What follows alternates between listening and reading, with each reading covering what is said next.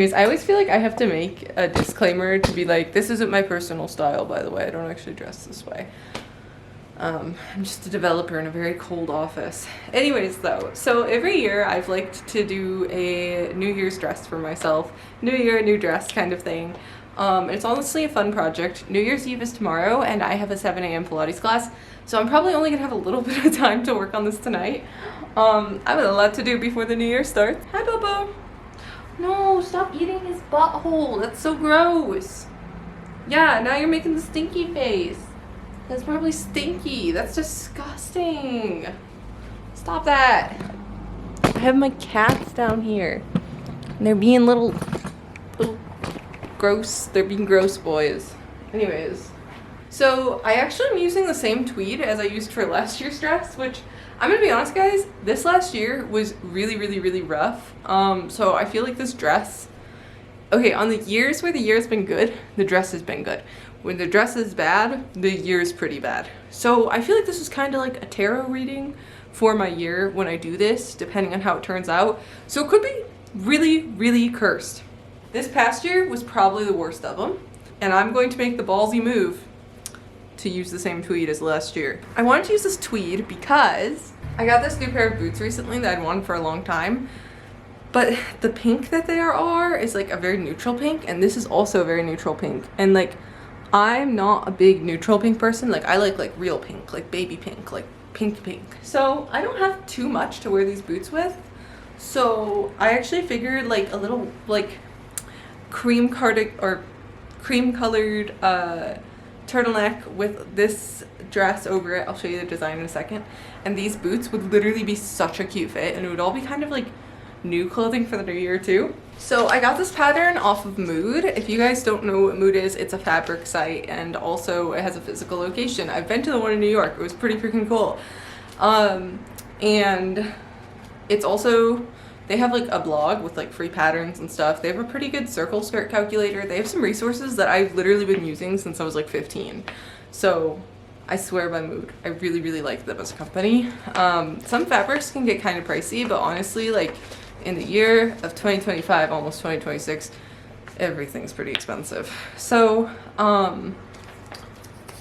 my printer was pretty much out of ink, so I had to use the colored ink that I never used to print things. So bear with me. This, oh my god, it's not even showing up. There it is. This is the dress.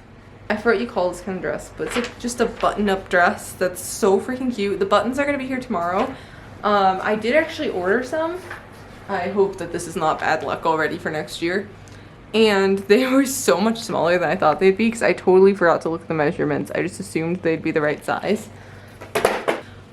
As always, Michael's was completely unreliable and had nothing that I needed. I'm gonna start off by taping this all together. I hate taping patterns together. The only problem I have with Mood patterns is, if you guys don't know, I have this projector up here. It's a little ugly white blob on the wall. It kind of looks like a smoke detector, like a really messed up smoke detector. That is my pattern projector, and I really like that because with that little tool up there, I don't have to I don't have to print out paper and cut out paper every time I want to work on a pattern on my computer. And being a tech nerd, I do all of my patterning stuff on the computer pretty much, unless I'm draping over here. So it can be really frustrating. Oh yeah, so they like lock the files. So like, I usually, when I get patterns off like Etsy, I'll take the pattern and put it in like Illustrator, and then I'll just thicken the lines and put it on like a ditto friendly sheet. I don't know how to do this with the Mood patterns because they lock their files, which is intelligent on their part, but also it means I can't put it in my projector, so I have to print a ton of paper. But every Mood pattern I have printed, I have pretty much always wanted to reuse, like heavily. Like, I love their patterns so much. They're so trendy and so cute for the most part. There's some that I'm pretty like, I don't know if that's just like, I'm not the type of person that takes that big of a risk. But anyways, let's get into it. Alright guys, it's like 11 a.m. on New Year's Eve. I'm going to try to finally get to work. I did a 7 a.m. Pilates class this morning because my Pilates class I do tonight. So Anyways, I went to a different teacher. She like tortured me and I am like still so dizzy. Like I had a bagel, I think I need to drink water. I get some water, 1 second. And then, anyways, this is nothing to do with the video. And then we'll start cutting the fabric. So I looked at the pattern closer last night and I found out it does have a lining. I think this is the last of my lining fabric I actually have around. I hope that there's enough right here, but I'm going to cut some lining first. So I have the lining and there's also pocket fabric. I'm using this cotton left over from my Nikki cosplay for some of that. The cotton makes for like a really good lining and stuff, but I don't really like it like aesthetically by itself because the fabric is just too plain. So I'm gonna cut all this fabric.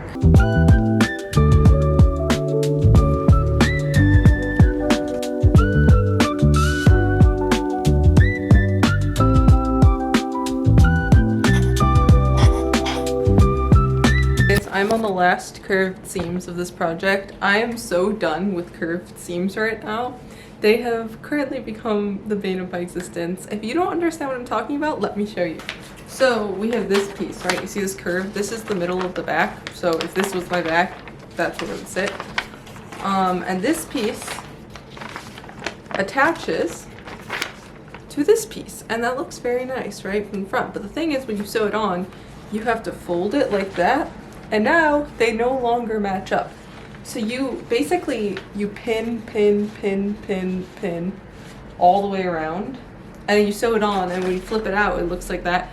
But it's a ton of work because you have to pin very, very intensely. I prick my fingers doing this more than anything else, but it honestly does look really great in the end.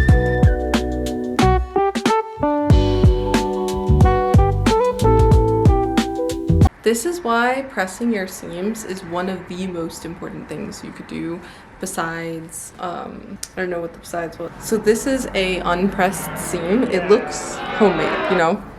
This is the pressed seam. Pressed seam looks really nice and professional. But I totally forgot to mention, I am making the double welt pockets now. I have never successfully made double welt pockets. I am really, really horrible at them, but all my stuff's getting bunched up. I don't know if you guys follow Cornelius Scoring. If you're a person who sews, I think you should. He's like my favorite content creator ever. He makes really good tutorials, and I actually think I'm understanding this one. So I'm a couple steps in, so I'm gonna hope for the best. I'll show you what the first one looks like, and if it's successful, I'll show you me making the second. It turned out amazing. So it's not like, I feel like designer quality, but it is the best quality I have ever produced in a welt pocket, and it fits my phone perfectly. So now I'm gonna attach the lining. I started to add on the lining. This is my first time I've done the burrito method to put on lining. If you don't know what that is, it's basically where you take the two layers where the armhole is, and you wrap everything into them to sew them together, and then you pull it all out. It's kind of really confusing, and I was really happy I finally got it down. I'm gonna add the pocket flaps before finishing lining, but then I just have to burrito it again and sew up the side lining and hem the bottom.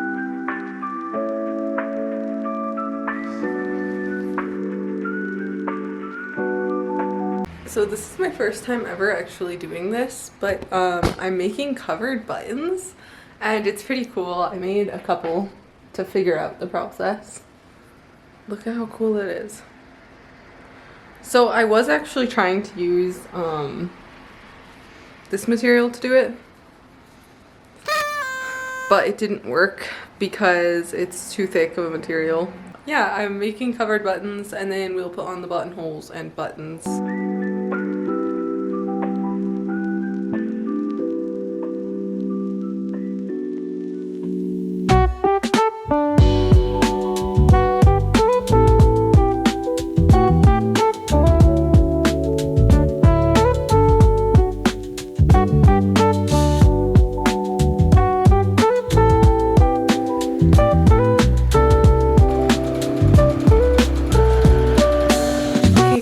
It's done. I my current clothing, so it looks really weird because I don't feel like changing my whole outfit right now.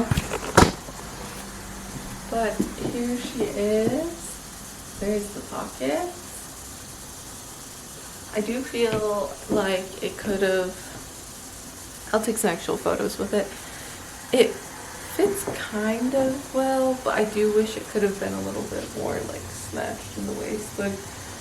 Like there's a lot of excess fabric. It said it was for 27 to 28 inch waist, and this feels like it was made for a 29 inch waist.